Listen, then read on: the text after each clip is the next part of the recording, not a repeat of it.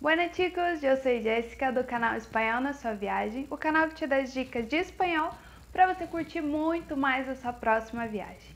E o tema de hoje é negociação. Quem nunca precisou negociar numa viagem? Para economizar dinheiro, com passeios, restaurantes, você vai usar em diversas situações na tua viagem. Então hoje eu vou te trazer dicas e palavras que vão te ajudar nesse processo, para você não ser passado para trás na sua próxima viagem. Então vem comigo! Quem nunca, né, gente, passou para aquela situação de pega turista?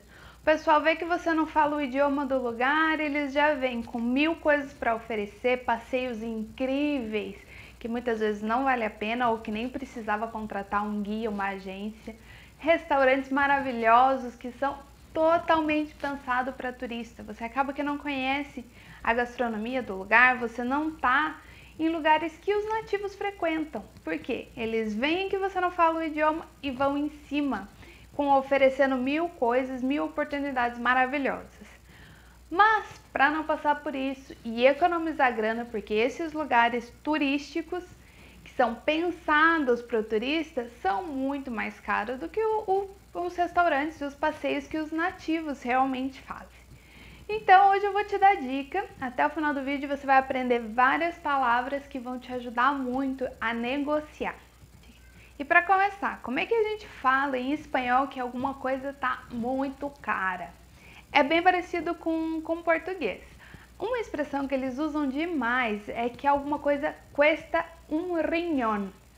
Cuesta um riñón. Esse R bem marcado do espanhol. Que custa um rim, que a gente falaria aqui em português. Então, toda vez que você vê que algo está caro, você vai falar, pero esto cuesta um riñón. Então, você já está expressando a tua indignação com o preço daquilo. A segunda opção também é bem parecida com o português, que é cuesta un ojo de la cara, que custa um olho da cara. Cuesta un ojo de la cara. Então, essa expressão é bem engraçada, porque diz que ela surgiu com conquistadores espanhóis, quando eles estavam numa batalha com os índios, e um desses conquistadores espanhóis levou uma flechada no olho. Isso foi em 1524. Olha como essa expressão é antiga.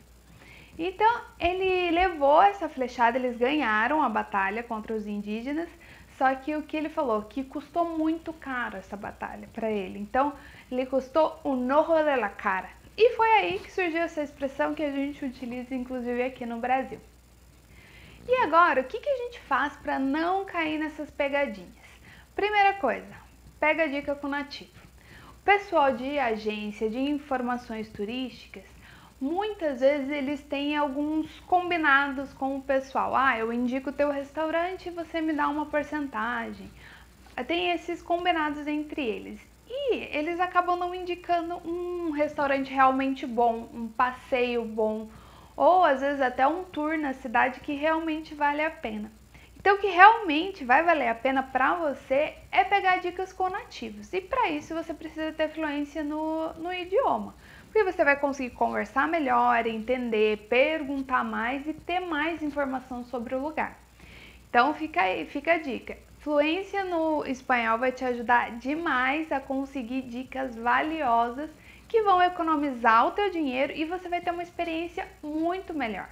Por quê? Restaurantes que são para turista, que já são pensados para turista. Geralmente a comida não é típica da mesma maneira que eles comem e é muito mais cara. Então, se você vai num restaurante que o pessoal, por exemplo, você está no México e quer comer uma tortilha de verdade e quer provar a comida deles que não seja feita para turista, pergunta para um nativo. Eles vão saber aonde eles comem um taco, que é naquela barraquinha da rua, que vai ser muito mais real, que você vai estar imerso nessa experiência de verdade de como eles vivem. Que foi o que aconteceu comigo. Na minha viagem para o México, eu fui num restaurante que eles indicaram lá, eu estava com mais um grupo. Eles, não, esse restaurante é muito bom e não sei o que. A gente chegou lá, não tinha um mexicano dentro. Eu e essa minha colega, era todo mundo estrangeiro, todo gringo. Era caríssimo, caríssimo. E o que tinha de diferente? Era um pessoal, eram as mulheres faziam a tal da tortilha de maíz ali, na hora. Então eles faziam e tal, e você já comia aquilo. É legal para conhecer, é muito bacana, o restaurante é lindíssimo, mas era exorbitante. O valor para uma refeição lá dentro dava para comer uns 2 dias da comida de rua que eles comem o tempo todo lá. E foi isso que aconteceu. A gente entrou, olhou, restaurante lindo, vimos como prepara a tortilha e saímos de lá, fomos comer um taco numa barraquinha do lado, que era onde tinha só mexicanos. Só eles provando a comida, o que eles realmente queriam, essa salsa, esse tipo de taco, com esto, com esto. Então, a gente foi lá, já conversou com eles e já descobriu várias coisas, já contaram como é que fazia, o porquê que era tão típico. Uma experiência muito mais enriquecedora, né? Outra coisa foi com a viagem com a minha irmã. A gente foi para Madrid. E aí a gente foi lá e estava procurando um churros com chocolate, o famoso churros espanhol. Então a gente foi procurando um lugar, eu queria levar ela para provar e eu pedi uma indicação. E eles me mostraram um restaurante assim, lindo, lindo, lindo. Era mais para uma cafeteria, na verdade. A gente chegou lá, o preço do churros era assim, era comida do dia inteiro, a gente ia pagar naquilo. Então a gente pegou e foi procurando, foi andando, entrando no meio do bairro e foi perguntando para as pessoas ali dentro. Sim, onde há um churros com chocolate? Onde tu vas a comer um churro com chocolate? Onde llevas tu família a comer um churros com chocolate? E aí chegamos numa cafeteria minúscula, bem pequenininha assim, algumas mesas e cadeira, bem pouca coisa. E estava incrível, foi o melhor que eu já comi em toda a minha estadia lá na Espanha. Então, gente, vale a pena ter fluência no idioma para você pegar essas dicas que te trazem experiência verdadeira do lugar. A dica número 2 é negociar pessoalmente. Faz muita diferença, gente, porque você está ali procurando na internet, eles te dão um preço de agência, você não consegue argumentar com a pessoa. Então, não tem aquele pedido de desconto e a negociação pessoal vai trazer muito mais frutos para você, pode ter certeza. Eu vou te contar a história que aconteceu comigo e com meu esposo na nossa lua de mel. A gente estava fazendo um mochilão Patagônia e chegamos em Pucón, que a gente queria muito, muito subir o vulcão Villarrica. E nos preparativos da viagem, a gente já começou a procurar, como que a gente vai fazer, quanto tempo precisa, qual a época e tal. E nisso as agências, todas elas que a gente achou na internet, cobravam em torno de R$ 1.000 por pessoa. R$ 1.000 para escalar o vulcão. E a gente naquela, e agora?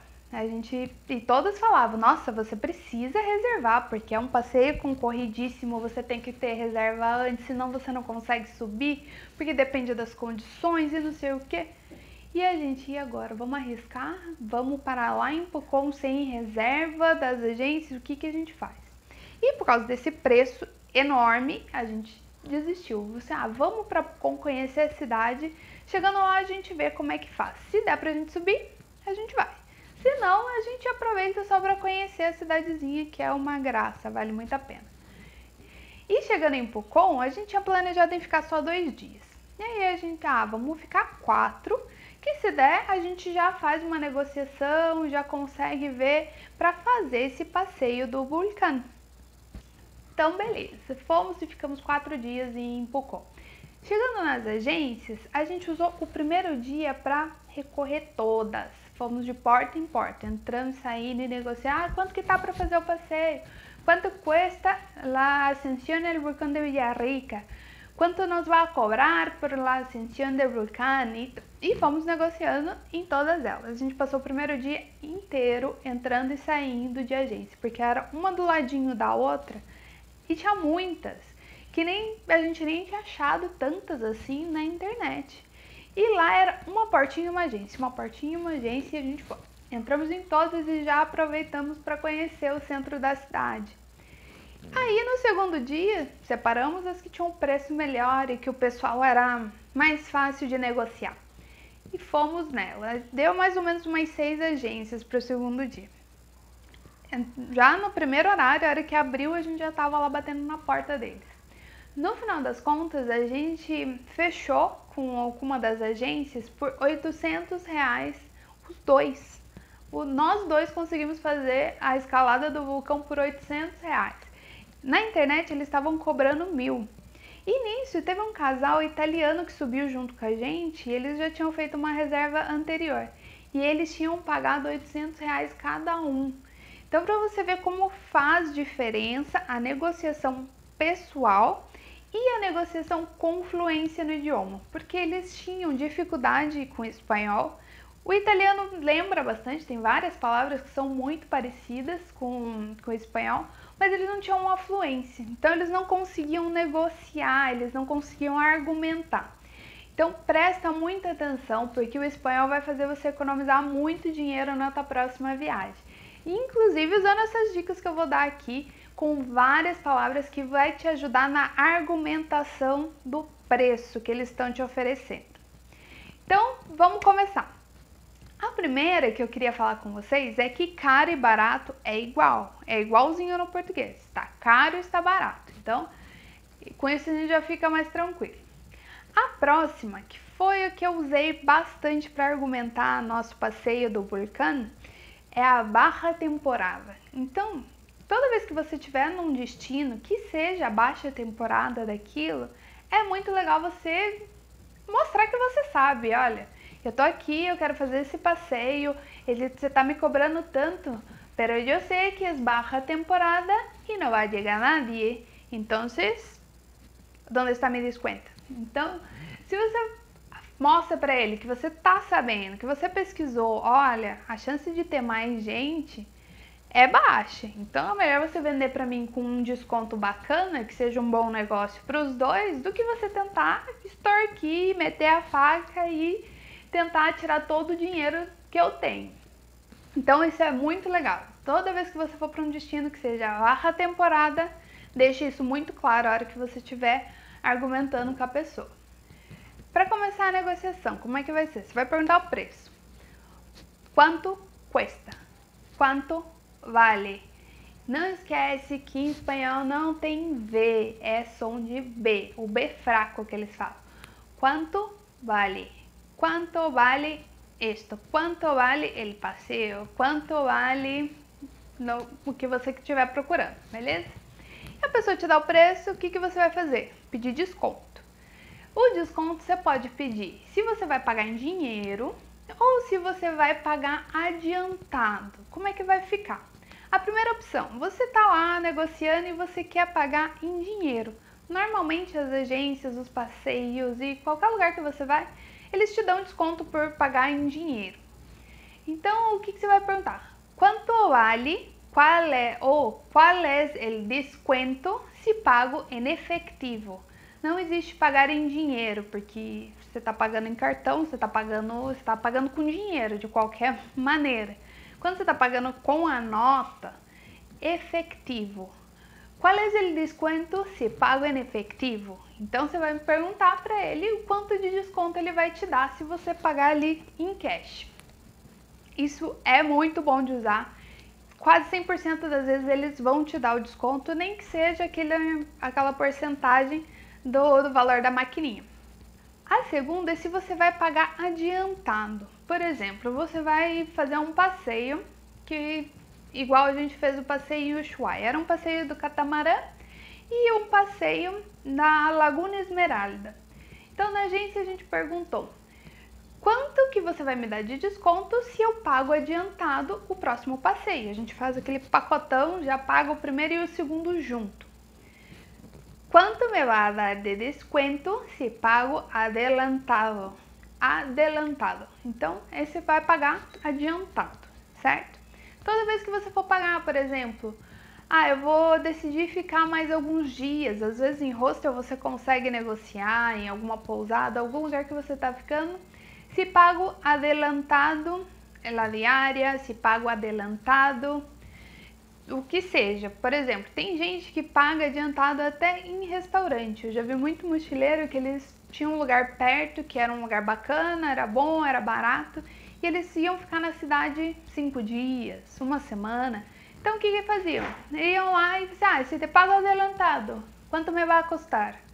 ¿Cuánto me va a dar de descuento se pago adelantado a comida de toda semana, por exemplo? Eu vou pagar 7 almoços agora. Quanto que você vai me dar de desconto? Então também é bem legal para quem gosta de ficar uma estadia maior em uma cidade. Outra forma para você pedir desconto é se, por exemplo, você vai levar mais gente naquele passeio, ou você vai levar mais gente naquele restaurante, ou qualquer outra coisa assim. Por exemplo, se llevo más personas, ¿cuánto me va a dar de descuento? ¿Cuánto es el descuento si llevo más personas? Então, se você está num grupo e você está negociando a viagem, por exemplo, se está viajando com casais de amigo ou com um grupo de amigo grande, eles normalmente vão dar desconto se você faz a reserva já para todo mundo. Então, isso é muito legal de perguntar. Então, vamos lá. São 3 formas que você pode pedir desconto.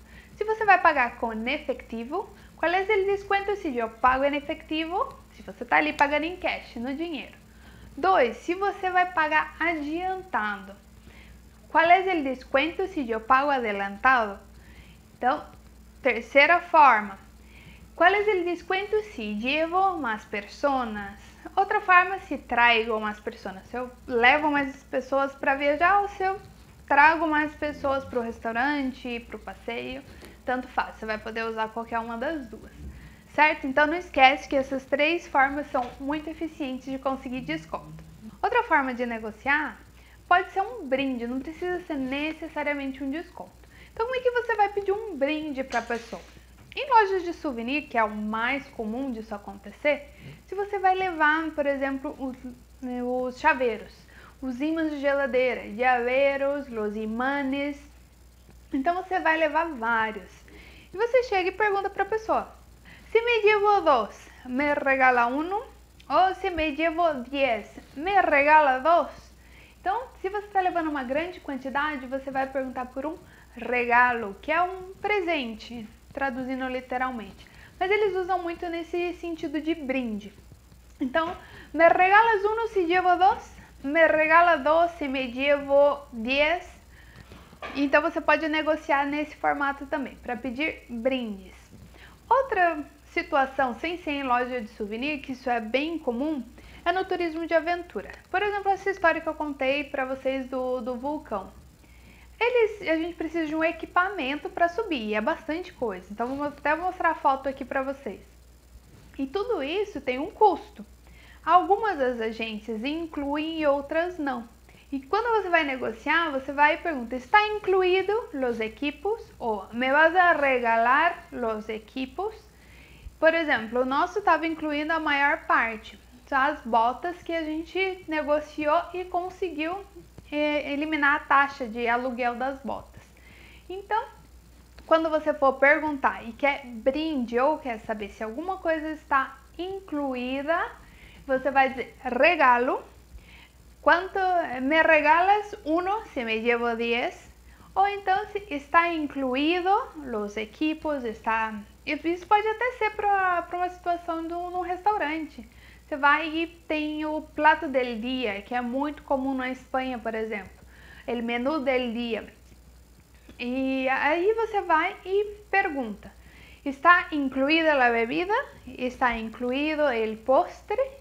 Então, está incluída a bebida e está incluída a sobremesa e você negocia aquele preço dependendo do lugar. E agora, pessoal, vamos falar de estadias. Quando você vai ficar por mais tempo, você foi para uma cidade e realmente gostou do lugar e quer ficar mais dias, ou então até já estava planejado de ficar um tempo maior naquele lugar. Aí você pode negociar a estadia, por exemplo. Se me quedo 4 dias mais, me da un descuento en la diaria, o si me quedo hasta el fin de semana, me das desconto? Então você pode negociar por esse tempo maior de estadia. Normalmente o pessoal é bem receptivo e se você vai ficar um tempo maior no lugar, tem vários lugares que vão sim te dar desconto para te manter lá pelo tempo que você precisa. Uma outra opção é perguntar pelos dias da semana. Tem alguns passeios e alguns lugares que é mais barato durante a semana ou tem uma promoção num dia da semana específico. Mas para isso a gente tem que saber os dias da semana, né? Porque como é que a gente vai negociar se você nem sabe que dia é qual? Então vamos começar. Dias da semana em espanhol. Segunda é lunes.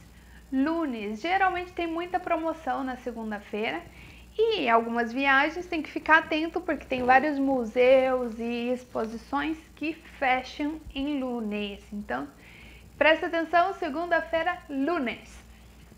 Terça-feira, martes. Então, se você tem alguma estadia, por exemplo, você vai pedir desconto porque você ia ficar o final de semana e decidiu ficar hasta martes. Me dá desconto se me quedo hasta martes, certo? Essa é uma opção para você usar. Martes, depois de martes vem miércoles. Miércoles é a quarta-feira. Tem muita promoção em vários lugares, em bares e nos happy hours. Tem bastante coisa que acontece na quarta-feira e na quinta. Então, miércoles e jueves. Presta atenção na pronúncia, que se escreve como jueves, mas não tem o som do J e não tem o som do V. Jueves, certo? E a famosa sexta-feira, viernes. Mesma coisa, se escreve viernes, mas se lê viernes. Viernes. Então, sexta-feira já é um dia mais complicado de você negociar, né? Porque afinal, chega no final de semana, o movimento é maior. Mas se você tá querendo fazer um passeio, uma saída ou estender a tua estadia, durante a semana fica mais fácil. Então vamos relembrar. Lunes, martes, miércoles, jueves e viernes. E o fim de semana, como é que fica? Fim de semana é igual, gente. Sábado e domingo é igualzinho o em português. Então só prestar atenção nesses 5 que são os dias da semana, que são entre a semana, né?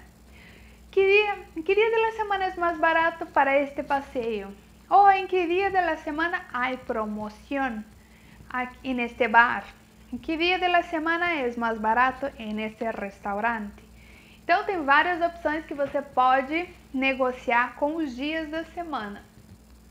E é isso, pessoal. O vídeo de hoje é para vocês terem dicas de negociação e economizar dinheiro. Então não perde tempo e não perde dinheiro aplicando as dicas de hoje. Até a próxima!